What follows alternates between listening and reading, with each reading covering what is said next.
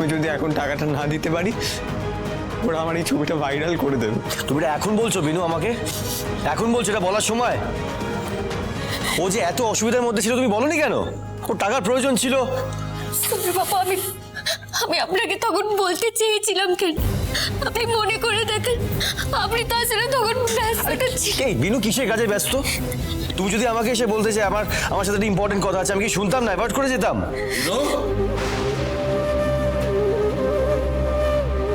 তুমি বেঁচে গেলে তুমি এ বাড়ির বউ বলে, তুমি যদি এ বাড়ির মেয়ে হতে না আজকে একটা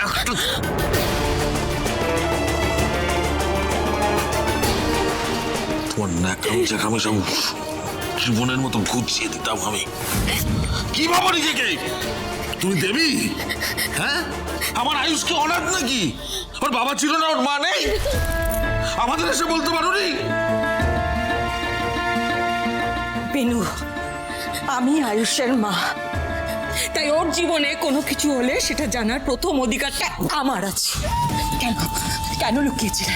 কেন বলনি আমার ছেলে জীবনে এইসব হচ্ছে? কেন বলনি তুমি আমাকে? চুপ চুপ একটু। তুমি জানো আমার ছেলেটাকে পুলিশে ধরে নিয়ে যে গেল, এতে ওর ক্যারিয়ারের কতটা ক্ষতি হবে তুমি জানো? কাকিমণি আমার কথাটা শোনো গেলে, তুমি আমাকে ক্ষমাটা করে দাও, আমি বুঝতে পারি না কাকিমণি। চুপ করো তো বিনু, চোখে জল ফেলে হাত জোর করে ক্ষমা চাইলে 7 গুণ মাফ হয়ে যায় না? এর আগেও তুমি একবার আয়ুষের সাথে এরকমই করেছিলে, ওর প্রাণটা যেতে বসেছিল, মনে আছে তোমার? হ্যাঁ, তখন কিন্তু আমি তোমার সাথ দিয়েছিলাম, কিন্তু এবার কিন্তু আমি তোমার সাথ দেব না। এবার আমি সাথ দেব না বিনু। আমার ছেলেকে যেভাবে হোক তুমি এখানে ফিরিয়ে আনবে, শুনতে পেলে? তোমাকে ফিরিয়ে আনতে হবে। আমার ছেলেকে তুমি এখানে ফিরিয়ে আনো বিনু, যাও।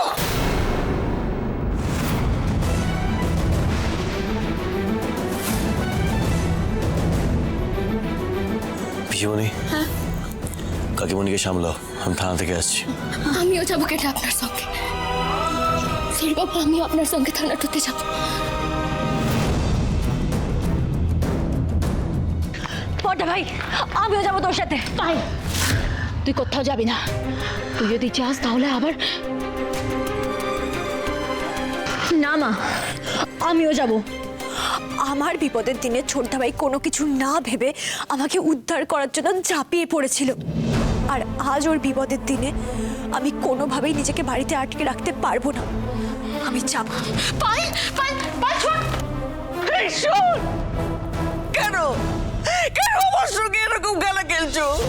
কোন পাপের শাস্তি দিচ্ছ আমাকে? বলো বলো রাধা মাধব, বলো বলো, একবারটি বলো, একবারটি বলো।